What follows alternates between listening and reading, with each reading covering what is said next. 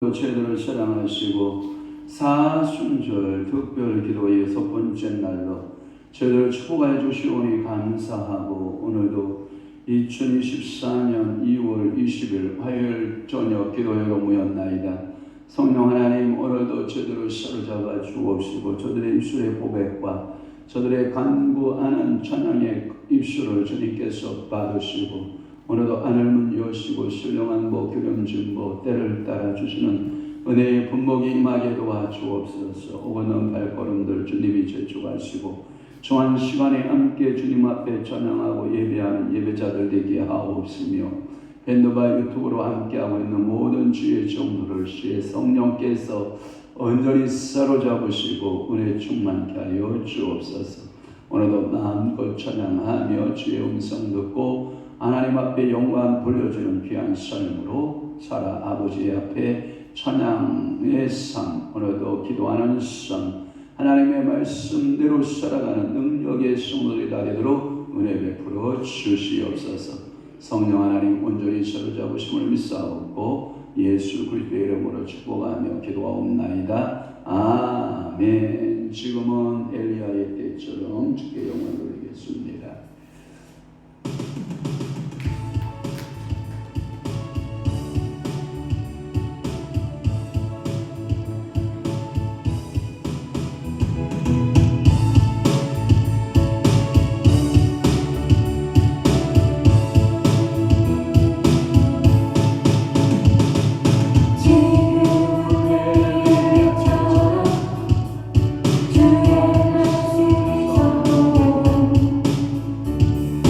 주의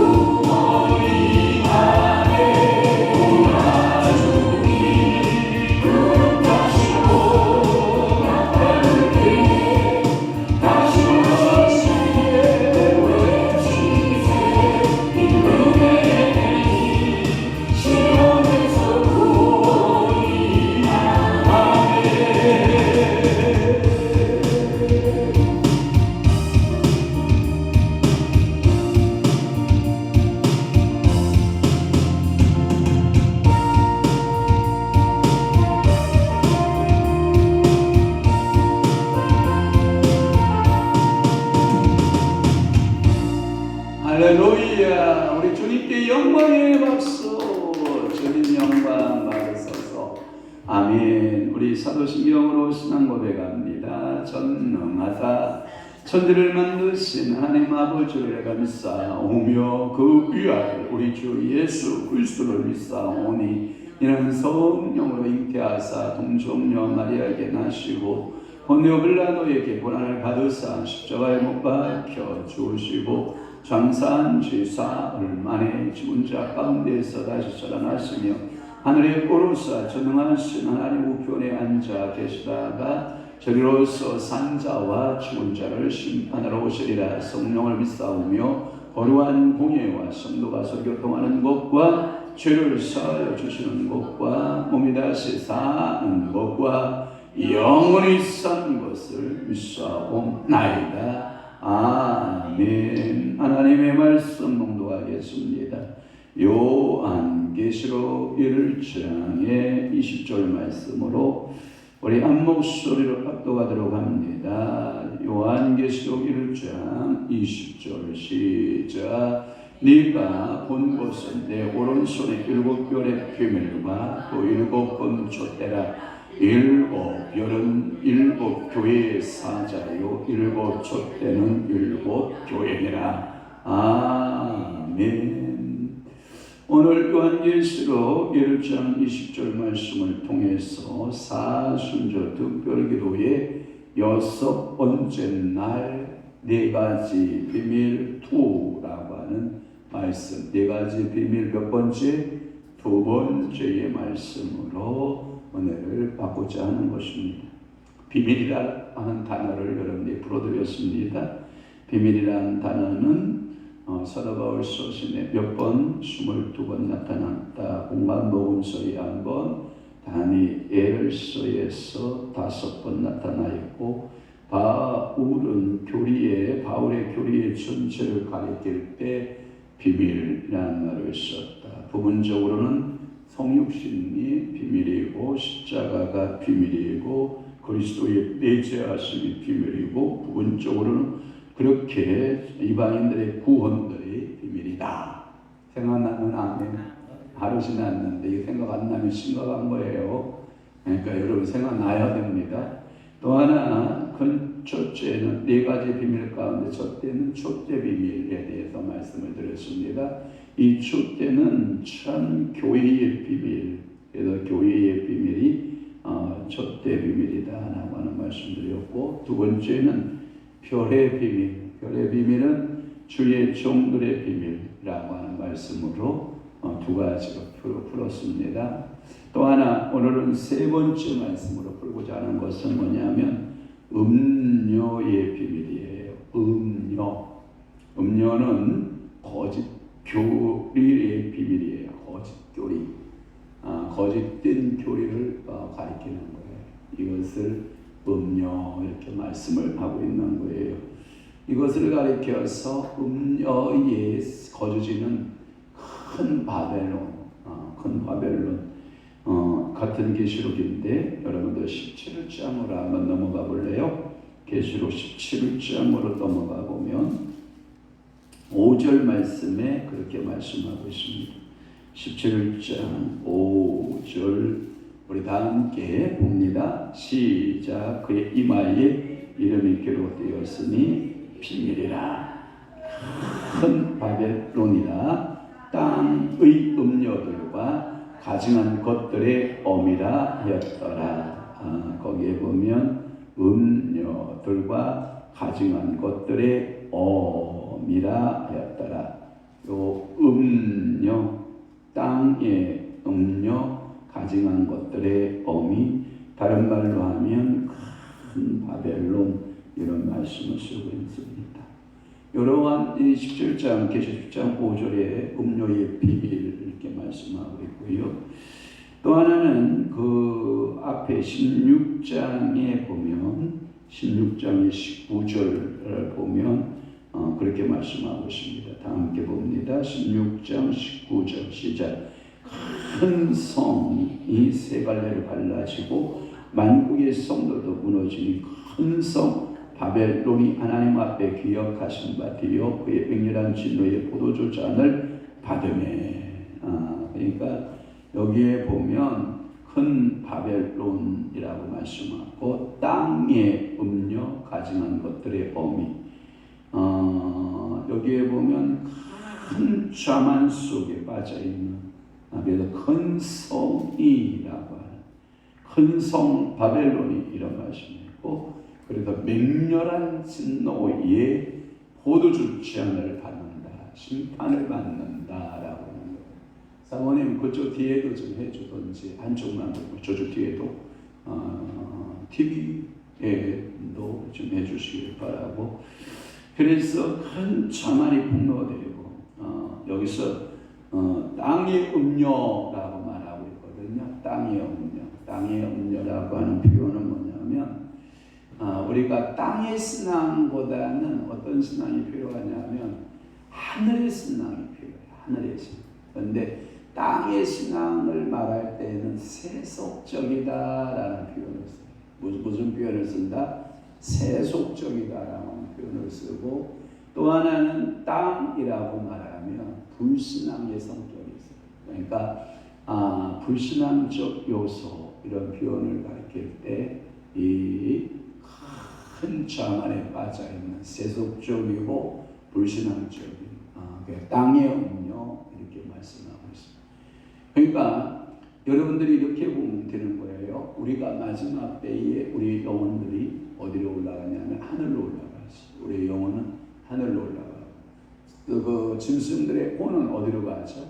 땅으로 가죠. 땅으로. 그러니까 여러분들이 이 음료는 심판을 받아 무정행으로 빠지고, 하나님을 신뢰하고 하나님을 경외하는 종들은 하늘로 올라가죠. 하늘의 주인공이 되죠. 그러니까 땅의 사람과 하늘의 사람으로 나누어지는데, 이 큰 자만에 의해서 심판을 받게 되는 이 음료들은 세속적이고 불신앙적인 성격을 가지고 있다라고 하는 거예요. 그것은 우리가 신학적으로, 오늘도 여러분들이 화요 성경 공부하면서 제가 자유주의 신학과 인본주의 신학의 모습들을 조명해 보았잖아요. 바로 이 인간 중심으로 신학, 또 하나님의 신학에 도전하는 신학들이 자유주의 신학인데, 그 중에 하나가 민중신학이라든지 여성신학이라든지, 요즘에는 동성애 신학도 있습니다.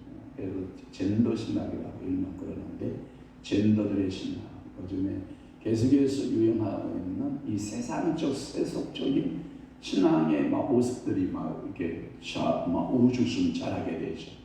이러한 모든 모습들은 우리가 보기에 말세지말의 현상이다. 그러니까 말세에 나타나는 징조들을 성경이 예언하고 있는데, 그 예언대로 지금도 나타나고 있다. 그래서 이 바벨론, 큰 성 바벨, 그래서 이 바벨의 음료, 이렇게 말씀하고 있는 것이라고 여러분들이 그렇게 이해하시면 됩니다. 또 하나, 이들은 문화를 일으킬 때 큰 바벨은 도시국가를 이루거든요. 그래서 이 바벨이란 말이 처음 태동하게 된 것은 창세기에 태동이 되거든요. 자, 우리가 뭘 만들어? 벽돌을 만들어 성을 쌓자. 어디까지? 하늘에까지 닿는 성을 쌓아보자. 뭐 이렇게. 그게 뭐냐면 도시국가를 건설하고자 하는 거죠. 그래서 인간의 교만을 어디에까지? 하늘의 보좌까지 한번 우리가 비교해 보자. 뭐 이런 표현들을 쓰고 있거든요.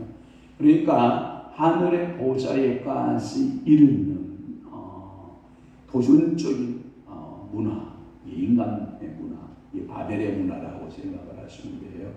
그래서 이 바벨의 문화가 세속의 문화, 하나님의 문화와 대칭이고, 하나님의 문화와 반대되고, 하나님의 진노를 써야 돼요. 그래서 하나님께서는 이 바벨의 사건을 통하여 우리들의 언어, 품이 하나, 언어가 하나였는데 그 언어를 뭐 하게 되죠?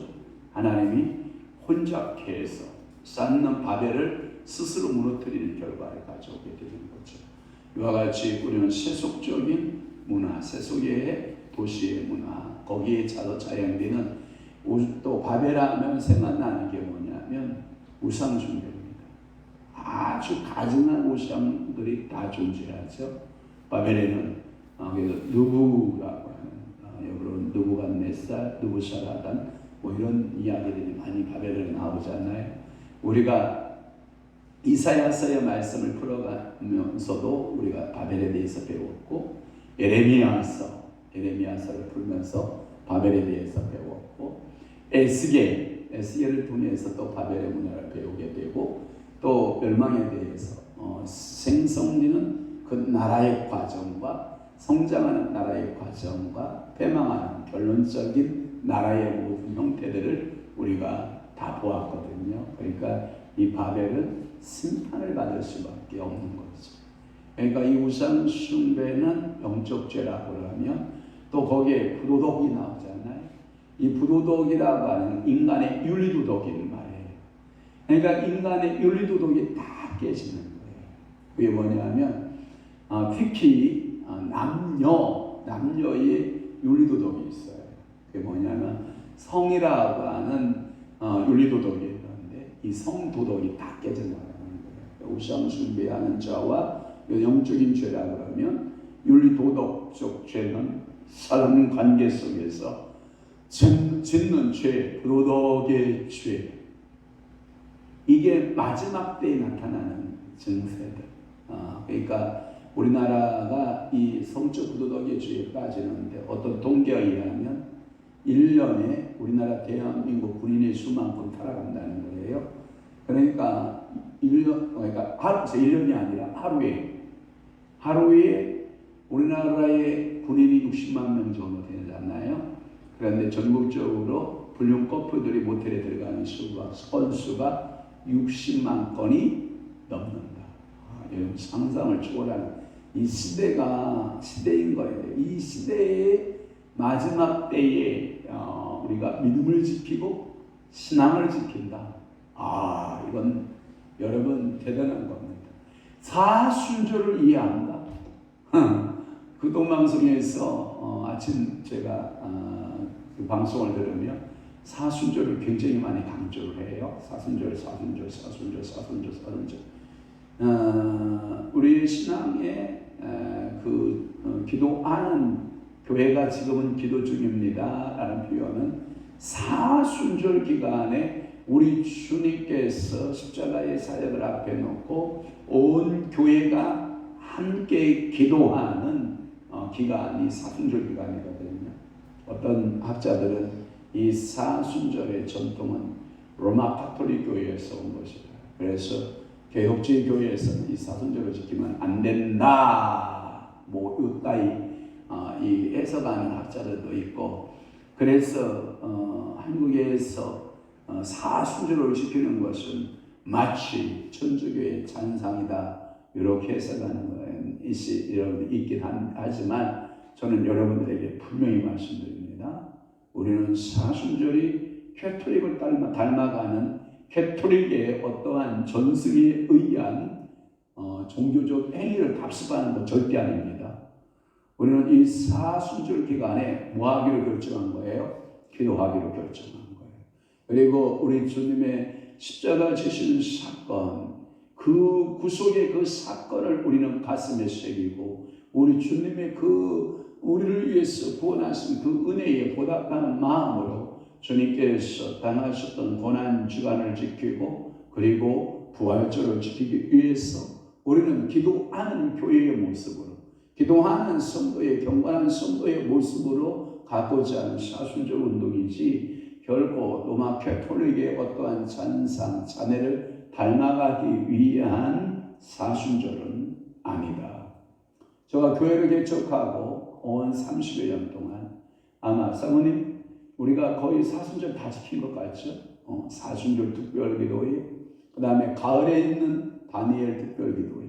그래서 365일 가운데 우리 두 자녀가 지금 나오지 못하고 있는데 어렸을 때부터 아주 전먹이부터 사순절을 다 지켰던 아이들의 모습이고, 그리고 그들이 사순절 동안에 함께 기도했고 사순절 기간에 이렇게 사순절 날에 이렇게 교인이 안 모이는 것도 이게 제가 처음이에요. 제 목회사상 지금 제가 요즘에 막 기적을 쓰고 있어요. 계속 기적을 지금 제가 쓰고 있는데 사순절 날 교인들이 가득 새벽에 모여서 기도하고 함께 말씀을 나누고 은혜를 나눴는데 새벽에 나오는 게 힘들까봐 저녁 기도를 바꿨더니 역시 또 이런 많이 빠지는 모습을 보면 기도하자 결코 성도들이 좋아하는 슬로건은 아니다. 현대 교인들은 기도를 좋아하지 않는다.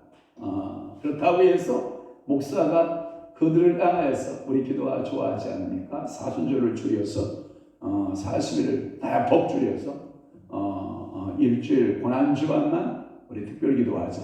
뭐 이렇게 교회들이 약삭 빠른 계단법을 쓰지만 결코 사순절에 나오지 않는 교인이 고난주간에 기도하러 나온다?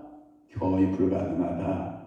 그래서 요즘에는 아예 고난주간에 특별 기도에도 없어버리는 안타까운 한국교회의 모습들을 보면서 여러분 교회가 기도가 사라진다.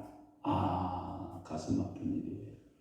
교회가 기도가 사라지는 이 현상들은요 너무 고통스러운 거예요. 저는 축복합니다. 교회에 기도가 살아 역사하기를 주님을 축원합니다. 기도가 끊이지 않는 교회가 되기를 축원합니다. 그래서 이 음료의 비밀 가운데 우상에 대한 마지막 때에 이 계시록 시대에 이 종말론적으로 보면 음료가 득세하는 시대, 우상 숭배가 득세하고 부도덕한 시대, 또한 모든 범죄와 타락의 본원지가 어디냐? 바벨이라는 거죠. 그러니까 모든 범죄와 타락의 본원지인 이 바벨이 결국은 비밀이다. 그러니까 우리가 이러한 네 가지의 비밀 가운데 첫째, 촛대 비밀, 교의 비밀, 그 다음에 별의 비밀, 주의 종의 비밀, 그 다음에 요한계시록 세 번째 음료의 비밀, 거짓된 교리를 가리키는 그 비밀들의 모습들이에요. 그래서 거짓 교회의 비밀, 음료교회가 등장한다, 안 한다? 등장한다. 그래서 음료교회가 출현하게 된다. 음료교회는 어떻게 하냐면 성도들을 세속화시키는 거예요. 자꾸 성도들을요, 이런 거예요. 회개하라. 가르칠까요? 안 가르칠까요? 안 가르쳐. 그냥 복 받으라. 예수 믿으면 축복받는다. 예수 믿으면 행복하다. 예수가 기쁨이다. 예수가 이런 한쪽 복음만 가르치는 거예요. 그걸 가르쳐서 우리가 뭐라 그러냐면 반쪽 복음이라고 그래요. 반쪽을 쌀로 표현하면 이 복음을 무슨 복음이라고 그러겠어요? 쌀로 표현하면 온전한 쌀이 있고 반쪽을 뭐라 그래요?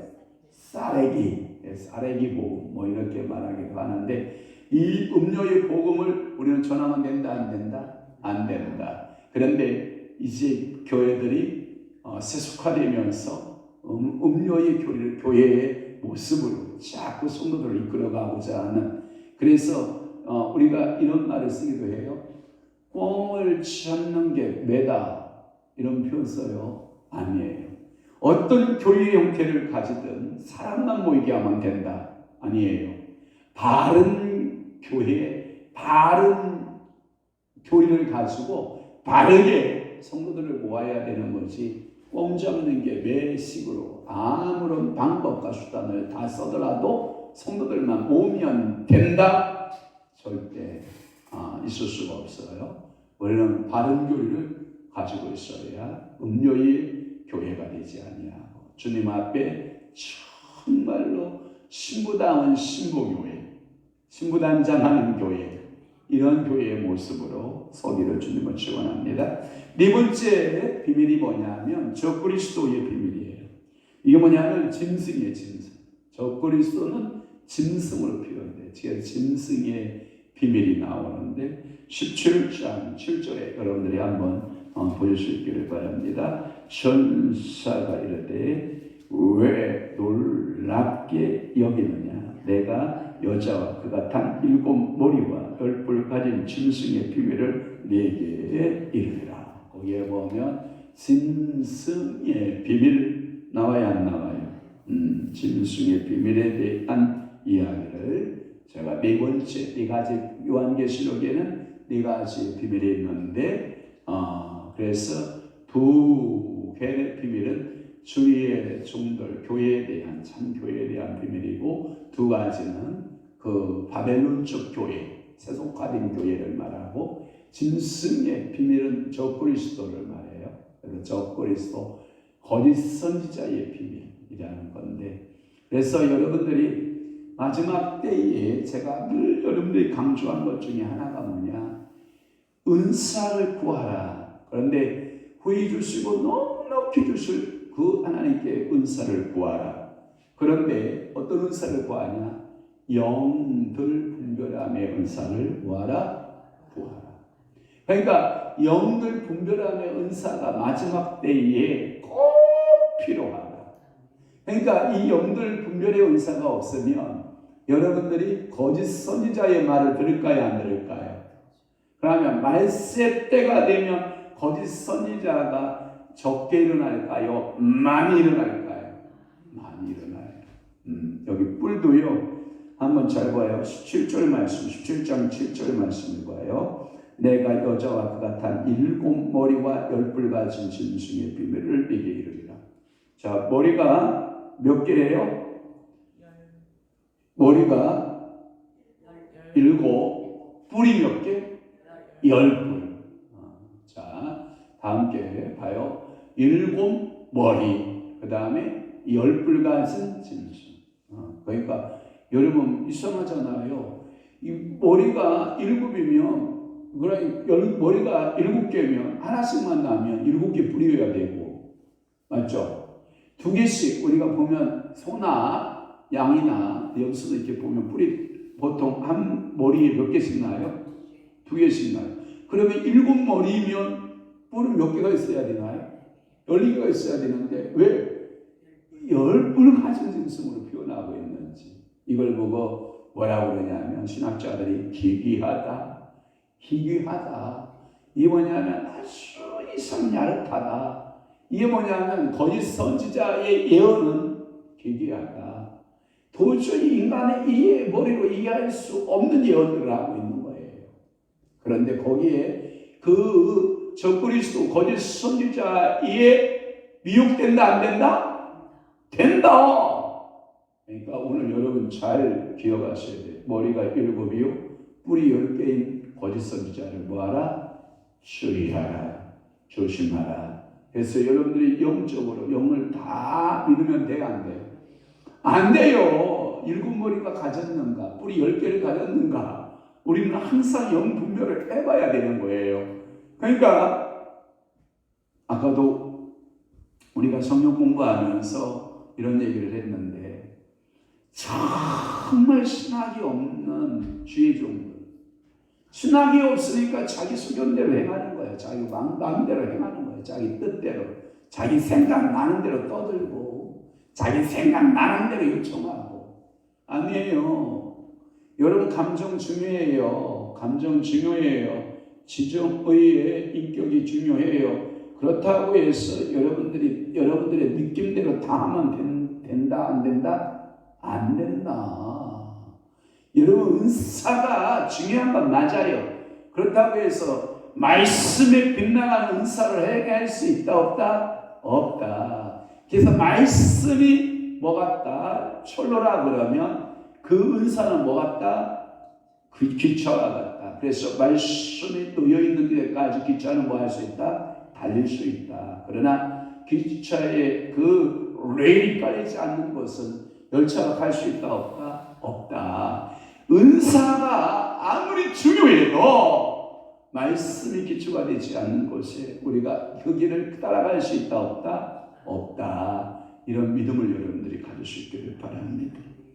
그래서 여기에 보면 짐승의 비밀, 그녀를 태운 짐승의 비밀이 밝혀져 있고요. 그래서 주권과 그 원인을 여기서 이미 말씀하고 있는데 여자 인간 도시에 있지 아니하고 그 조종한 그래서 짐승의 사탄적 요소를 말해요. 짐승이라고 하는 말은 사람이 아니고 사탄적으로 짐승이라고 하는 거예요. 그러니까 타락한 천사가 짐승화되고 있는. 그 제가 증명해 보라고 얘기해 볼게요. 제가 몇 가지 증명해 줄게요. 사단과 마귀가 짐승화됐다는 것을 목사님 뭘로 알 수 있습니까? 라고 말하면 제가 표현해 줄게요. 자, 보세요. 창세기에 보면 사단이 하늘에서 떨어져요. 그죠? 그래서 사람이 창조되는 에덴 동산에 들어올 때 어떤 모습으로 들어와요? 뱀의 형상으로 들어와요. 뭔지 이해되십니까? 맞아요. 또 하나, 예수님께서 거라사의 지방의 광인을 고칠 때, 거라사 지방의 광인을 고칠 때 군대 귀신에 집혔던 그 이의 귀신들이 어디로 들어가기를 요청을 해요? 돼지 떼기로 들어가기로 요청을 하죠. 그 말은 뭐냐면 그 더럽고 추한 귀신은 짐승의 성질과 닮아 있다라는 것을 알 수가 있어요. 여러분 성경에서 돼지가 정한 짐승, 부정한 짐승. 그러면 사단과 귀신은 정하다, 부정하다? 부정하다. 오늘 여러분들 속에 돼지 귀신 들어있으면 어떻게 해야 돼요? 예수 이름으로 떠나가. 뱀이 있으면 어떻게 하고? 떠나가. 또 하나 계시록 12장 9절 말씀에 보면 옛 뱀이라고도 하고 또는 뭐라고 해요? 여러분 드래곤 용이라고 하죠. 여러분 용도 예수 이름으로 떠나가. 또 하나 니오야단 알아요? 니오야단을 정확하게 말하면 이게 뭐냐면 악어 알아요? 악어 일종의 악어과의 도마뱀과의 악어과를 니오야단이라고 하는데 이 니오야단이 그래서 이 짐승으로 표현되거든요. 그러니까 용, 드래곤, 그 다음에 예뱀, 그 다음에 돼지, 그 다음에 성경에 보면 니오야단 등등 사단은 전부 다 뭘로 표현되어 있어요? 짐승. 철로역정 여러분 가보셨죠? 우리가 철로역정 가보니까 크리스천과 맞서 싸우는 그 사단의 모습들을 우리가 보죠. 여러분 사람같이 생겼지만 뭘로 되어 있어요? 짐승으로 되어 있어요. 그러니까 개 형상이라든지 성경에 보면 개 형상. 또 하나 여러분 메뚜기 알아요? 메뚜기를 여러분들 머리를 잡아서 머리를 관찰해 본 적 있어요? 메뚜기 머리와 아주 닮아 있는 짐승의 머리가 있어요. 메뚜기 머리와 닮은 머리가 뭐냐면 말이에요. 말. 메뚜기 머리와 말의 형상이 닮은 거예요. 그래서 하나님께서 뭐라고 말하냐면 메뚜기의 재앙을 보낸다라는 말은 이 메뚜기가 상징하는 것이 뭐냐면 이 엄청난 아수르의 제국의 기마병들, 그 다음에 바벨론의 뭐예요? 기마병들. 아수르의 기마병들은 북이스라엘로 들어가고 쓸어가고, 바벨론의 기마병들은 어디를 쓸어가고? 남유다를 쓸어가 버리고. 그런데 여러분들이 그 메뚜기의 그 형상들이 변해야 안 변해요? 변해요. 하나는 메뚜기라고도 하고, 또 하나는 뭐라고도 하고, 황충이라고 하고, 또 하나는 뭐라고 하고, 느치. 이게 메뚜기가 변형되어 가는 상태. 그러나 우리가 통칭어로는 메뚜기라고 하나, 메뚜기가 점점점 성장하여 가는 과정에 식물의 먹이를 달리하고 있다는 거예요. 뭔 얘기인지 이해되시나? 황충일 때 먹이가 다르고, 느치일 때 먹이가 다르고, 메뚜기일 때 먹이가 다르다. 그러니까 식물을 완전 제약시하려는 거예요. 오늘 여러분 몸속에서 메뚜기 떼가 역사하고 있으면 예수의 이름으로 떠날지요. 여러분 재정권에서 메뚜기가 역사하면 떠나갈지요. 여러분 이런 거 있어요. 제가 여러분들의 재정권에 대한 축복을 늘 얘기를 했어. 여러분들에게 어떠한 물건이 생기기 시작을 하면 여러분 지갑에서 그 물건이 한참 안식을 누리게 해줘야 돼요. 뭔 얘기인지 이해되시나 모르겠다. 그런데 어떤 사람의 주머니에 들어가면 돈이요 안식을 누릴 수가 없어. 너무 바빠. 이게 쉼이 없어. 쉼이. 그런 사람의 특징은 뭐냐? 부자가 될 수 있어요? 없어요? 없어요. 한번 물어볼게요. 어떠한 저수지에 비가 많이 오면 물이 출렁출렁 차이는 게 좋겠어요? 그냥 비가 아무리 많이 와도 쭉 빠져버리는 터진 웅덩이 같은 저수지가 좋겠어요? 물이 출렁출렁 차야 저수지에 매력이 있는 거죠. 그러나 성경에 보면 터진 웅덩이 있어요? 없어요? 있어요. 여러분들의 전대는 터진 웅덩이에요. 물을 담는 보자기예요. 말은 그렇죠. 얼마나 좋아요? 물건을 담는 보자기 되시기를 바랍니다. 자, 두 손. 자, 성령님 따라요. 성령님. 이 두 손 위에 물건을 담는 보자기가 되게 하소서. 자, 또 성령님 사람을 담는 보자기가 되게 하소서. 또다시 성령님 이 손이 성령님을 담는 보자기가 되게 하소서. 그러면 이 손이 가는 것보다 뭐한 역사가 나타날까요? 형통의 역사. 어떤 사람은 이 손만 닿으면 멀쩡한 거 다 부서뜨리는 사람이 있어. 손만 닿으면 다 부서지는 사람이 있어. 또 하나 시원해요. 손만 닿으면 막 흩트는 사람이 있어요. 막 이렇게 흩트는 거. 또 하나 그 사람 손만 가면 막 자르는데 막 자르는데. 그 능력입니다. 여러분 될 수 있으면 뭘 자르는 거에 신경을 많이 쓰지 마십시오. 될 수 있으면 자를 생각을 하지 말고 어떻게 하면 이을 생각을 해보세요. 이을 생각.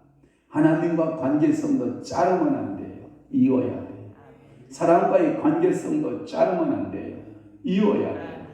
그러니까 모든 것을 이으려고 하는 사람이 되어야 되는데 그 손모가지는 자르는 기능을 가지고 있어요. 그 손모가지야. 아주 나쁜 손이에요. 그 손모가지는 뭘 받아야 되냐? 할례를 받아야 돼. 세례를 받아야 돼.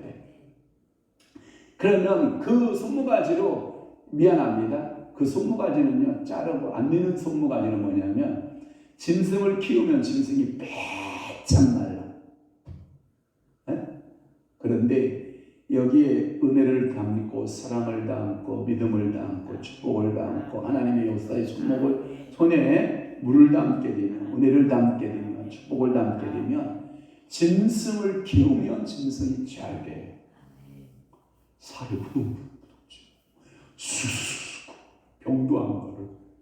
그런 사람이 자녀를 키우면 자녀가 잘 될까요? 안 될까요? 장애인 생길까요? 안 생길까요? 안 생겨요. 장애인이 왜 생기냐?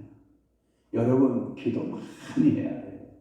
우리 아버님이 제가 중학교 고등학교 때 가방을 둘러매고 우리 아버지가 성령 가방을 둘러매고 제가 우리 아버님 뒤를 따라서 교회당을 가는 거예요. 아빠, 이런 질문 저런 질문 부자지간에 아빠하고 저하고 대화하는 거예요. 우리 아빠가 저한테 그래요. 아들아, 네 장가 갈 거지? 하야지요. 우리 아들이 어떤 여자하고 장가 갈까 기대가 된다. 근데 저렇게 아름다운 천사를 저한테 줬잖아요. 아마 우리 아버님이 보시면 얼마나 좋아할 건데 하늘에 계셔서 아마 보실 건데 저한테 그래요. 아들아, 네, 너 장가 가건랑 자식을 만들 거야. 너희 아내와 함께 자식을 만들 때 절대로 술 먹고 만들지 마.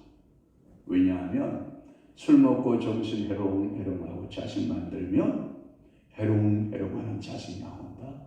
그러니 자식 만들 때에는 하나님 앞에 기도 많이 하고 성령 충만해서 자식 만들어야지. 술 처먹고 해롱해롱되고 마누라하고 자식 만들었다가는 그런 놈들이 실렁실렁한 놈 만들어지고 해롱해롱한 놈들 만들어지고 이런 놈들 만들어지고 이런 놈들 만들어지니까 너 자식 만들 때 딱 바른 정신을 가지고 자식 만들어. 누구 가르침이에요? 우리 아버지 가르침. 저는 우리 아버지가 그런 걸 가르쳐 줬다니까. 그래서 제가 아빠 저 술 안 먹잖아요.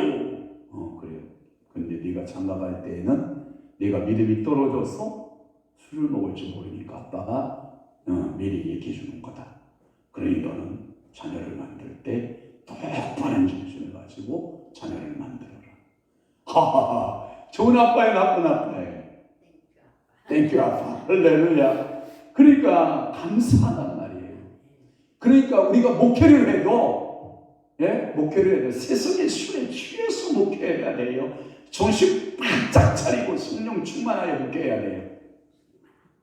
이루는 그런데 그러면 목사는 성령 충만하고 정신 바짝 차렸는데 성도는 세상 술에 취해서 해롱해롱 다니면 돼야 안 돼요? 목사도 정신 똑바로 차리고 성도도 뭐하고 깨어있고 정신을 똑바로 차리고 성령 충만하여 살아가는 그런 성도가, 그런 교회는 어떤 교회일까요? 좋은 교회죠. 짐승의 모습을 벗어버리는 거죠. 오늘 축복합니다. 여러분들이 어떤 인투커피를 쓰고 있는지를 모르겠어요. 영적으로 어떤 얼굴을 하고 있는지 몰라요. 머리가 7이든 뿌리가 10개든 여러분들이 드래곤 용의 모습을 가졌던 여러분들이 뱀의 형상을 가졌던 여러분들이 여러분들이 옛뱀 또는 여러분 돼지, 개, 여우 이 땅에 어떤 형상의 모습을 가졌든 예수 이름으로 파세. 그리고 여러분들은 그리스도의 형상을 닮아야지. 너희 아비에게서 났으니 너희 아비의 형상을 닮으면 돼야 안 돼요? 안 돼요. 우리는 영적으로 예수 그리스도의 형상과 예수 그리스도의 모양으로 자라서 열매를 맺어야지. 짐승의 비밀, 거짓 선지자의 설교를 듣고 거짓 선지자의 가르침을 가지고 거짓된 모습으로 거짓된 그리스 가운데 거짓의 삶으로 살아내면 된다 안 된다? 안 된다라고 하는 거예요. 또 하나 그녀를 태운 짐승의 비밀이 밝혀져 있고 그래서 그를 조종하는 짐승은 사단적이라는 거예요. 그래서 이 사단의 세력에 놓여 있다라고 하는 것을 우리는 알 수 있어요. 자, 학파의 견해의 통합이라고 하는 말씀을 제가 또 드릴게요. 이 학파 견해의 통합이 좀 필요한데 계시록을 해석하는 견해들의 통합이 좀 필요한데 계시록을 해석하는 여러 가지 방법이 있어요. 저기에 보면 무천년이라고 하는 것은 천년이 없다라고 하는 해석이 아니에요. 어떠한 기간을 이렇게 잘라서 시간적으로 제한하지 않는다라고 해서 무천년이라고 하는 말을 쓰는 거예요. 알았죠? 그러니까 천년이 없다, 왕국이 없다, 새로운 그러니까 하나님의 나라에 천년왕국이 없다. 이것을 부정하는 무천년이 아니라고요. 어떠한 기한을 정하지 않는다라고 해서 무천년이에요. 알았죠? 신학적 오류 없기를 바랍니다. 또 하나 역사적 전철연설이 있어요. 역사적 전철연설이 있어요. 또 하나는 세대주의적 전철연설이 있어요. 또 하나는 9,000년설이 있어요. 각파의 이론, 그 학파들의 이론을 성경적으로 통합시킬 수 있어야 된다. 그게 뭐냐? 요한계시록이다. 요한계시록을 보는데 이 모든 학파들의 주장들을 여러분들이 다 한 번 정도는 더듬어 보고 좋은 점은 뭐하고 취하고 나쁜 것은 뭐하고 버리고 배제하고 이렇게 하면 되는 거예요. 그러니까 그러면 여러분들의 특징은 뭐냐? 제가 그랬어요. 어떤 학자가 그런 얘기를 해요. 여러분들이 가장 그 교회에서 신앙생활을 행복하게 하는 비결이 뭐냐? 여러분들이 어느 곳을 거쳐서 이 자리에 와 있을 수는 있어요. 그렇죠? 다 여기서 우리가 모인 거 만난 거잖아요. 그러니까 신앙의 형태가 다 제각기 각자의 형태를 가지고 이 자리에 모였어요. 그러면 내가 가지고 있는 여러 배워야지까지 가지고 있는 그 여러 가지의 학설이 있어요. 그죠? 그것을 어떡하냐? 다 참고서로 갖고 있고 목사님과 함께 공유하라. 그러면 그대들의 신앙생활이 뭐하다? 행복하다. 그러면 여러분들이 지금 저하고 있을 때에는 누구의 학설을 받아들이는 게 좋아요? 제가 갖고 있는 학설을 갖고 있는 게 좋아요. 그러면 만약에 여러분들이 불가피한 상황에 있어서 다른 교회로 가게 됐어요. 그랬더니 황 목사님 학설보다 그 목사님은 또 다른 학설을 가지고 있네? 그러면 여러분들이 이제까지 신앙생활했던 그 학설들을 참고로 해서 그 목사님과 함께 신앙생활하는 것이 뭐하다? 행복하다. 이런 거예요. 예를 들어서 이런 거예요. 여러분들이 초등학교 때 배운 선생님이 있어요. 그런데 중학교 때 배운 선생님이 중학교 올라가니까 학설이 주장하는 게 조금씩 달라요.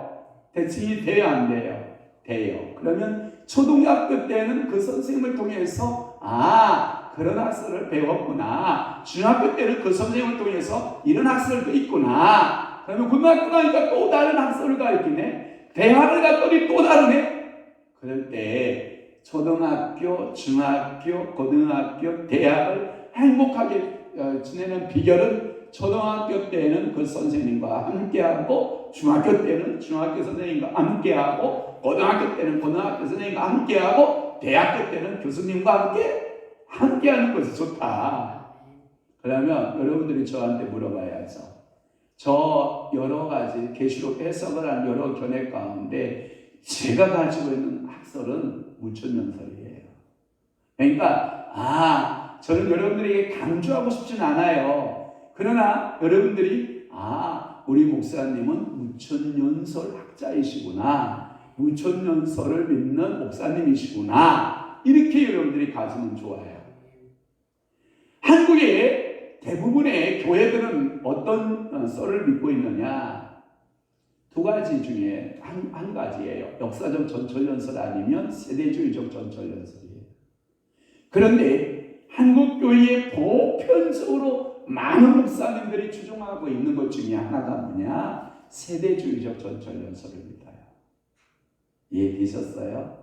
너무 교수들한테 어려운 원색적인 신학적 용어를 써서 좀 제가 죄송하긴 한데, 그러면 하나씩 한번 살펴볼게요. 무천년, 영적 해석으로 하는 거예요. 그러니까 영적 해석의 초림의 이 해석에 있어서 강점이 있는 해석 중에 하나예요. 그래서 이 무천년은 초림으로부터 이게 초점을 맞추어줘. 예수님이 처음 오심으로부터 예수님이 재림까지를 천년으로 보는 거야. 새로운 천년이 있다는 게 아니라 예수님의 초림부터 재림까지를 뭘로 본다? 천년으로 보는 거예요. 그래서 지금을 교회 시대라 그러고, 그러니까 이 무천년주의자들은 뭐라고 얘기하냐면, 봐봐요. 7년 대환란이 여러분들이 따로 있다 생각하잖아. 이 세대주의적 해석을 가지고 있어서 그래요. 근데 무천년주의자 저 같은 사람 뭐냐?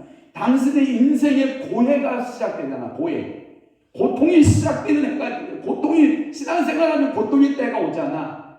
영적으로 그것이 7년 대환란에 내게 있어 총론 7년 대환란이다, 이렇게 생각하면 된다는 거예요. 전 3년 반, 후 3년 반, 무슨 환란에 7년의 환란기가 있다. 이것은 다 역사적인 또는 세대주의적인 전철설을 배웠던 목사님들이 여러분들이 가르쳤던 그 학설이란 말이에요. 그러니까 우리는 무천절의 영적 해석을 하는 거예요. 알았죠? 또 하나 역사적 전천연설은 뭐냐면 이런 거예요. 반대로 생각하면 돼요. 전천연설이잖아요. 역사적 전천연설은 뭐냐면 재림 후 천년이 온다는 거예요. 알았죠? 재림 후 천년왕국. 많은 사람들은 전천연설이니까 천년이 오고 재림이 온다 이렇게 생각을 하는데 아니에요. 예수님이 지상 재림하신 후 천년왕국이 새로 온다라고 하는. 그래서 이것은 역사적 해석에 강점이 있어요. 또 하나는 세대주의적인 이 천년왕국 소리에 있는데 이 장로의 해석과 미래적인 해석의 틀에 강점이 있어요. 우리 장로교는 대부분의 사람들이 뭐냐면 세대주의적인 해석을 하여 우리 한국교회가 보편적 해석 방법이 이 세대주의적인 해석 방법을 쓰고 있어요. 여러분 그러면 봐요. 여러분 눈을 좀 키워봐요. 눈을 좀 키워봐요. 우리의 한국의 장로교회가 거의 80%를 차지하고 있어요.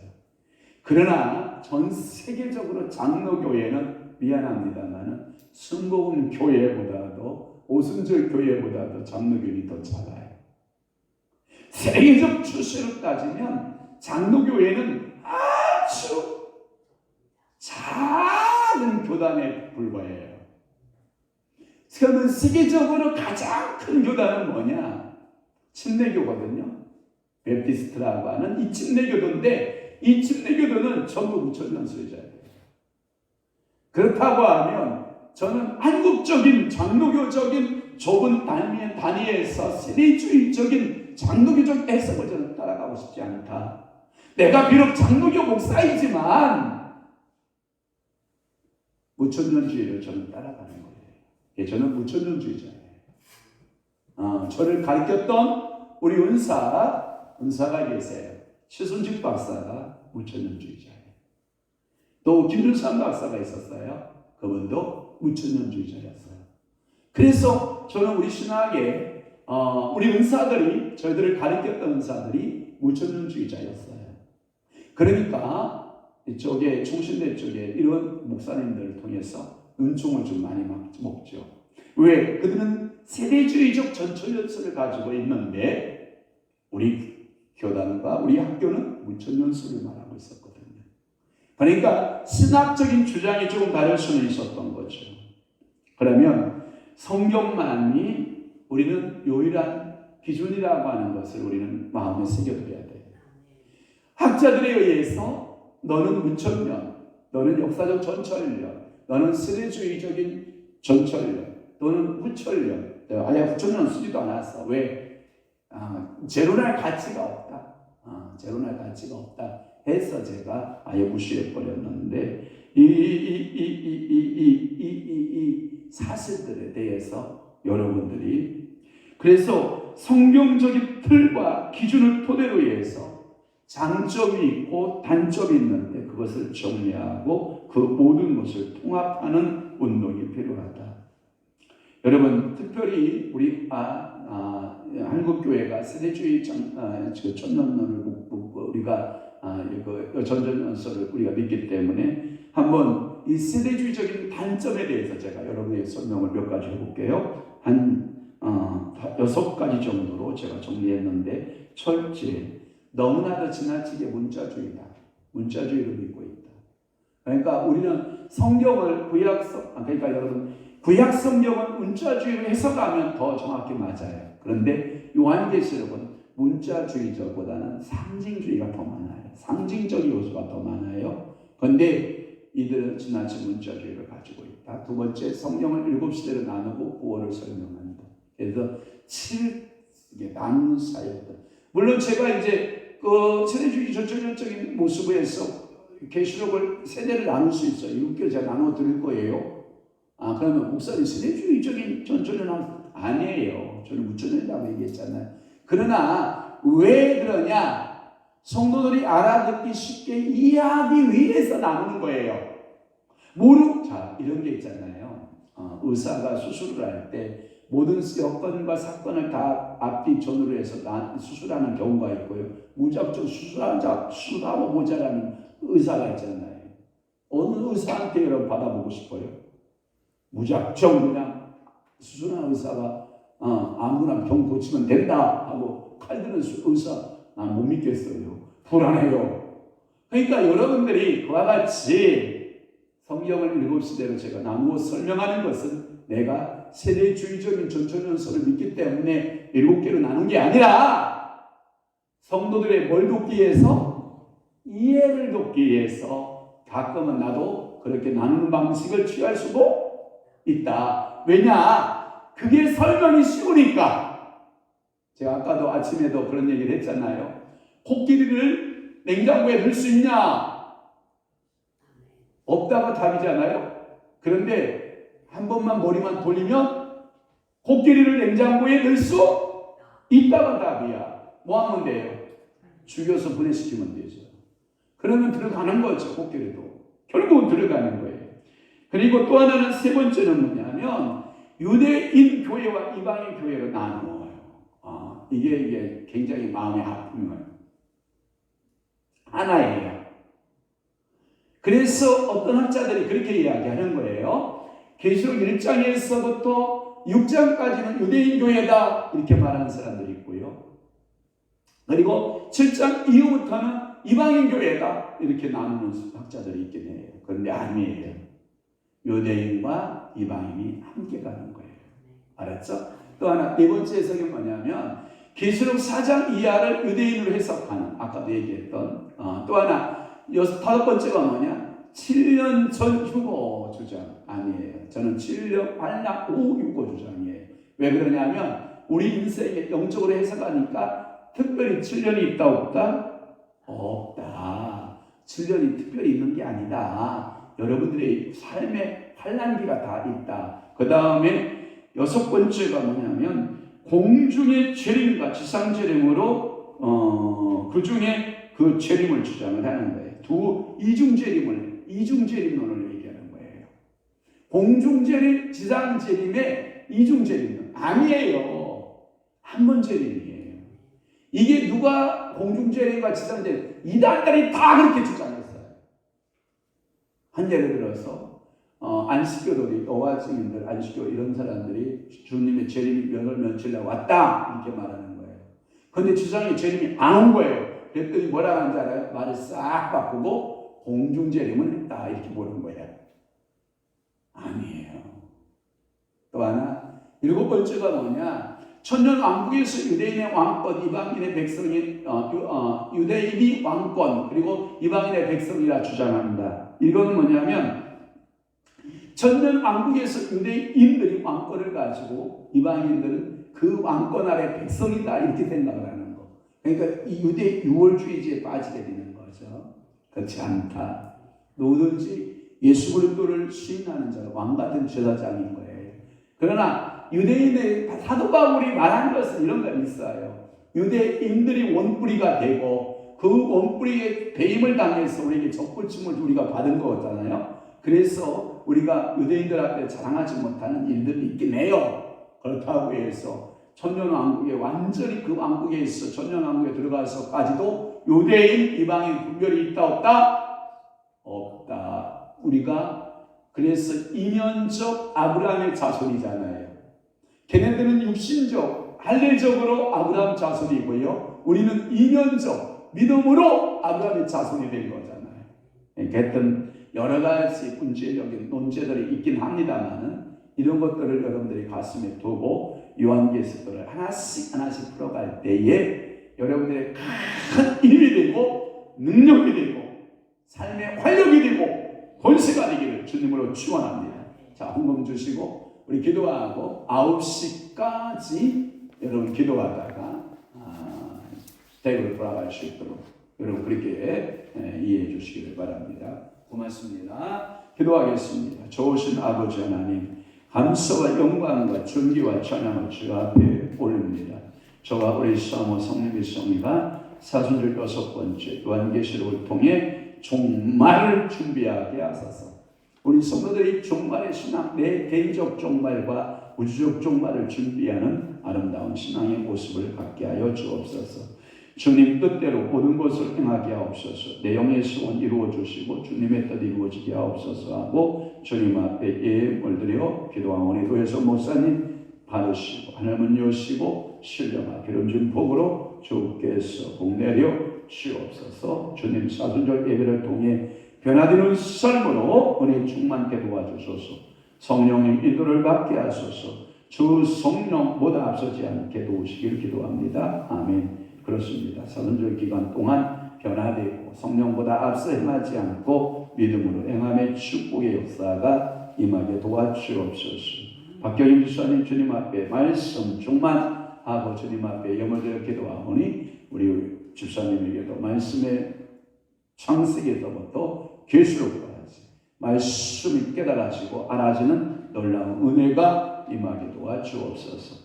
이제는 우리 주 예수 그리스도의 은혜와 하나님 아버지의 극진하신 사랑하심과 성령님의 감화 교통 내주 역사 충만하심이 남은 때에 더욱더 이 요한계시록의 네 가지의 비밀을 알고 학파들의 주장들을 우리가 깨닫고 우리가 하나님 말씀대로 살고 행하기를 다짐하고 사모하는 사랑하는 귀한 성도들 심령 위에와 교회 위에 이제부터 영원토록 함께 있을지어다. 아멘.